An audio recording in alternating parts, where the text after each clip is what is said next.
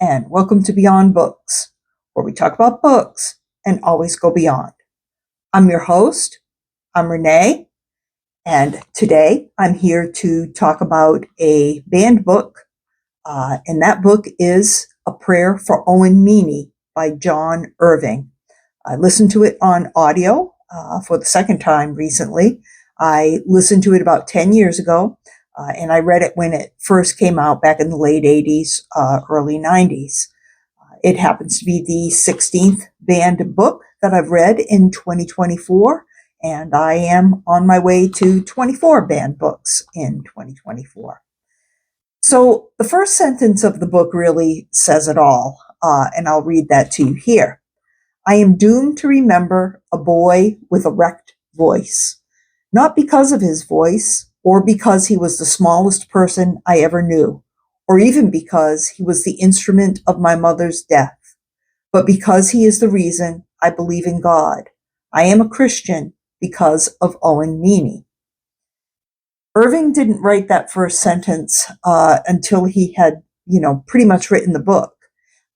And he says that he may one day write a better first sentence to a novel than that of A Prayer for Owen Meany, but he doubts it. He says that what makes it so great is that it is the whole novel that is contained in that one sentence. So kind of hard to do spoilers on that, but I still will try to make a pretty spoiler-free review out of this. And I'll give you my little synopsis, and I think you'll see that that first sentence does contain quite a bit of information about the story.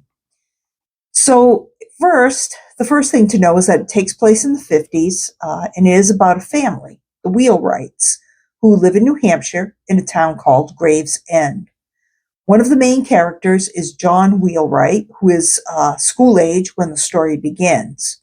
His best friend is the title character, Owen Meany. Owen is an odd little guy who is very small in stature, and has a strange kind of penetrating voice. Owen is very adult-like in some ways, but he's also very childish in others. He has a very strong Christian faith and is also very opinionated. So a very unfortunate incident does occur in the book to both Owen and John during a baseball game where Owen hits a foul ball and it hits John's mother and kills her. So there's a whole ritual between the two of them about forgiveness and guilt and faith versus doubt that kind of is carried out throughout really the rest of the story. As the years go by, Owen and John remain friends. And Owen, as an older teenager, begins to have these dreams and visions of his own death. He shares the dreams with John, who doesn't really know what to make of them. But in the meantime now, it is the late 60s, and both these young men are eligible for the draft. So Owen wants to go into combat because he feels that this is his destiny. And it will fulfill his destiny of a early death. However, John is kind of the opposite way, and he's not interested in serving in combat. And Owen helps him out with that by essentially disabling him. Owen never makes it into combat, but he does end up in the military, and he is correct in that he and John fulfill a destiny together. There is tragedy at the end of the story, but many lives are actually saved. So the whole story is somewhat biblical in that way.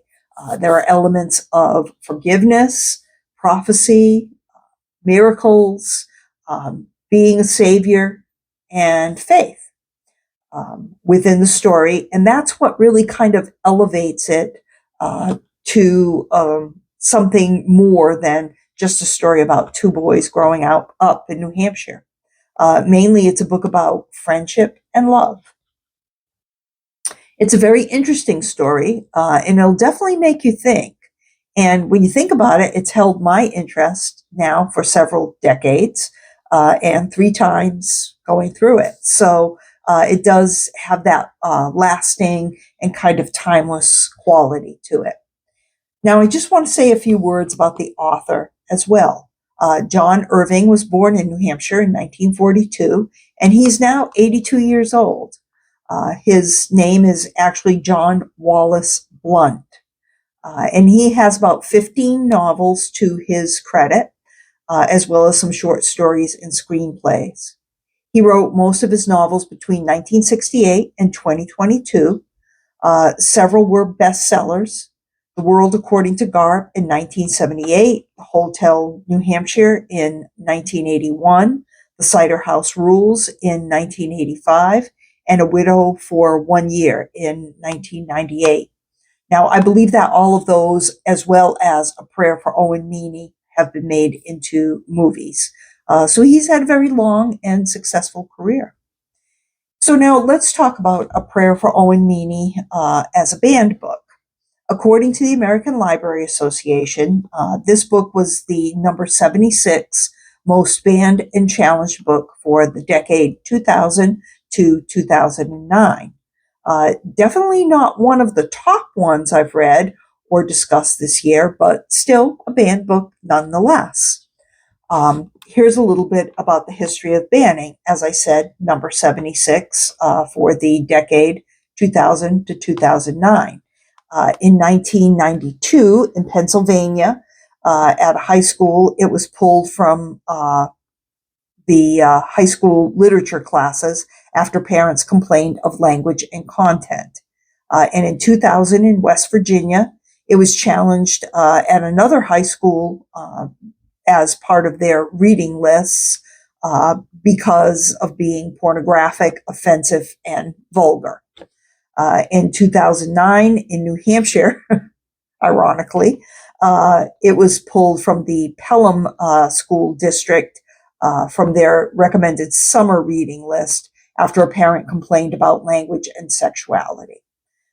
So now, I read the book 3 times, and there's, to me, no more references to sexuality or vulgar language than there are in any other novels. I don't really understand why that in and of itself would make it a banned book.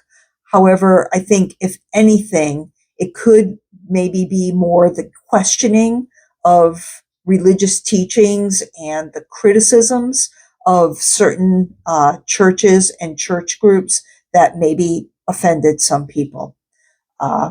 Owen is a believer, but he also has lots of, shall we say, interesting observations and opinions about various religious groups. Owen, despite his diminutive size, is very certain. He has a very certain and very distinct way of expressing himself, and he's not afraid to use his squeaky little voice to tell us how he really feels. So there's something really kind of otherworldly about him. He's small, but his presence is large. And today we might say he's an old soul, or that he's aware of his power, or he's, in his power. And I think that's what people may find offensive. I'm sure that many a reader has started the book and decided that Owen's opinionated ways are just too much for them. And more than likely, they've taken the book and put it aside, maybe to never pick it up again. But some people just can't seem to do that and decide that it should be banned from schools and things like that. So I guess I'll say what I usually end up saying when a book is banned. If it's offensive to you, then don't read it. But, let others have access to it so they can form their own opinions. And in the end, I feel a book like this could lead to a very beautiful spiritual discussion, really, particularly among young people who would have having problems with my storage today on my video again. But anyway, it could lead to probably a very productive discussion, and I think particularly among young people who would have very strong opinions, probably one way or the other, regarding the book and their own spirituality, perhaps. So I guess I'd have to ask the people that want to ban it. I mean, what is it that you're afraid of? So that's prayer for Owen Meany. And if you like my content, please like and subscribe. Add a comment if you're moved to do so. And I do appreciate you watching. Have a great day.